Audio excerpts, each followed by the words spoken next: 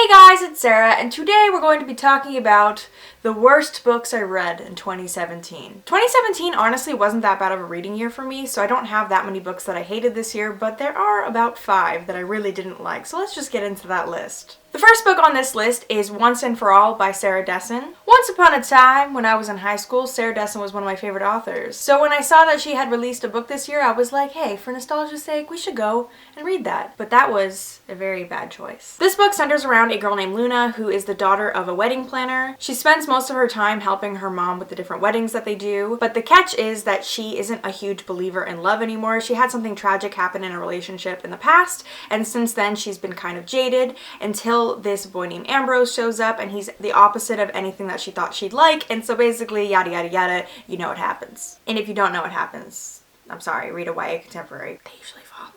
This book just was not good. The writing was simplistic, the characters were two-dimensional, the love story was stupid. I just didn't like anything about this book. It actually makes me very nervous to try to reread any Sarah Dessen books. I actually want to, in 2018, go back and read all of my favorite books from high school and see what I think of them now, and so I think I might do a video about that in 2018. So if any of you are like me and really liked Sarah Dessen when you were a teenager, do yourself a favor and skip this one. Do not tarnish your view of Sarah Dessen, who used to be the queen of contemporaries for me when I was about 16. The next book on this list is The Assistants by Camille Perri. Basically, this book is about a 30-year-old woman who is the executive assistant of a really high-powered man in New York. Despite having a college education, Tina has been an assistant for about 6 years and she's very unhappy. So in the beginning of the novel, there is a technical error with one of the expense reports and she ends up being refunded about $16,000, which is the balance of her student loans. She decides to use the money to pay off her student loans, so she essentially embezzles money, and then it becomes this huge thing when a few other people figure it out. I read this book because I saw a few people on Twitter talking about it and it sounded kind of cute and fun, but unfortunately it just wasn't very good. The characters weren't really fleshed out and the plot was kind of far-fetched, and the conclusion to how they figure out this whole scheme is just not good in my opinion. I don't know, I just didn't like this book overall. I also listened to it on audiobook and I absolutely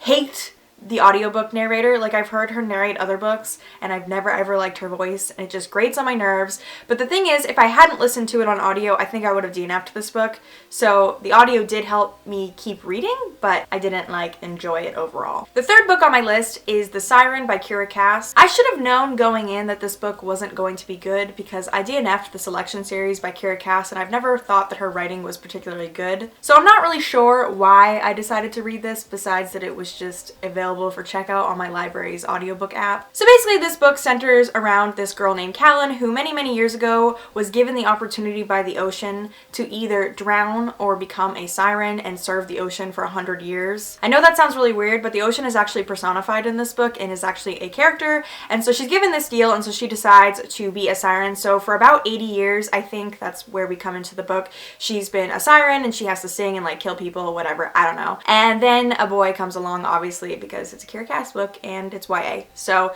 she ends up having some complications because she loves a human. So even with giving that very simple summary, I've pretty much told you the whole book because there's really not that much that happens. Sure, there's a little bit of drama here and there, but overall, it's just not a very good book. The writing is probably even worse than the Selection series, and I feel like that's saying something. Kiera just isn't for me, so if you like her books, then you might like this. The only thing I thought was really cool about the book was, like I said, the ocean is personified, and I thought that was a really interesting character. I just feel like this is a book that would have been better if it was written by someone else. The next book on my list is Spellcaster by Claudia.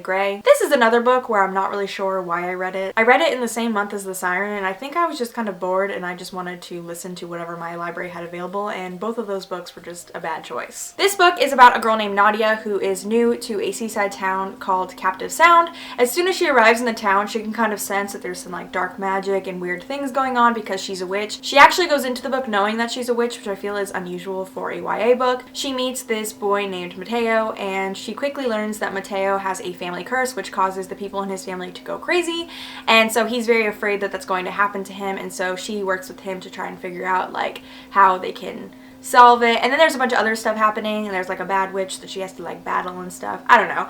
I'm not doing these books justice describing them, but it's just because they're not good and you shouldn't read them anyway. There's honestly not much to say about this book. It came out in 2013 and I feel like it's very reminiscent of the paranormal books that I used to read when I was in high school. I'm actually surprised that it didn't come out in 2007 because of the way it was written. I think if I was 15, this would have been a great time, but it wasn't good now. There was just a lot of telling and not showing, and overall, it's just not a good book. I don't recommend it. The last book on my list is Turtles All the Way Down by John Green. I actually talked about this book in my November wrap-up if you want to hear my really in-depth thoughts, but there were just a lot of things that I didn't like about this book. Overall, I have kind of mixed feelings about John Green. I always read his books, but I tend to not really like them after I finish them. This book is about a girl named Aza who is struggling with OCD, and basically it's just about her and her interpersonal relationships and trying to deal with her OCD. I feel like John Green falsely advertised a different plot because there also is this thing in the beginning of the book where one of her friends, Davis's dad, goes missing because they're really wealthy, and he either embezzled funds or did something illegal. I don't know, you know, rich people evading taxes and all that. Basically, very quickly into the novel, that whole plot is forgotten, and like I said, it just mostly ends up being about Aza dealing with her OCD. Overall, from what I've heard, the mental health rep is really good. A lot of people really related to it. I did read that some people were triggered by it. I don't really know. I guess it just really depends on where you are with your anxiety or your OCD or whatever. Besides that, I don't really think there were many other good things about this book. Daisy was the worst best friend ever. Like, she was so fucking annoying. She kept complaining to Aza, saying that Aza was selfish and not paying attention to her, when really Aza was just trying to like learn how to deal with her intrusive thoughts and her OCD. And so she just really annoyed me a lot, and I felt like she just like wasn't a good friend, and I don't know why Aza was her friend. There were a lot of absent parents in this book. I feel like John Green does that a lot. And honestly, there's just not really much else to say about this book besides that I don't think it was very good. I gave it 3 stars, but honestly, if it weren't for the mental health rep, I would actually think this is more of a 2-star book. I don't know. It just wasn't very good. That's what I keep saying about these books, but that's why they're on this list, because they just weren't good. But that's pretty much it for the books that I hated in 2017. It honestly wasn't a very long list. Let me know down below about any books that you hated this year, or if you've read any of these books, if you agree with me, disagree with me, all that jazz. Thank you all so much for watching. You're all beautiful. Have a nice day. Let's focus on communicating, 'cause I just need the time and place to come through. Send me your location. Let's focus on communicating.